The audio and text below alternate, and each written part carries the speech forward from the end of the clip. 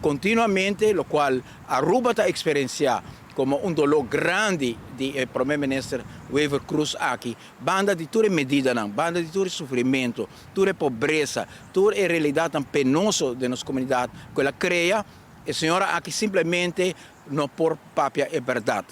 Cada vez está visto coisa e depois está fazendo outro, e cada vez ora com algo sucede e ela firma pé e está visto que não sabe nada. E lamentavelmente a forma de proceder aqui está sendo hopi dano na país Aruba, na reputação do país Aruba, e me dá cita que a prensa holandesa visa, de lo qual Van Huffelen visa, de nosso primeiro-minister Wever Cruz. Het beeld dat de minister-president van Aruba in de brief van december aan uw Kamer schetst, herken ik niet. Essa aqui está uma fórmula bonita, diplomático, para Van Huffelen visa que a senhora Evelyn Wever Cruz é um ganhador. Se você está ganhador na casa, ganhador de um bom partido, está outra coisa.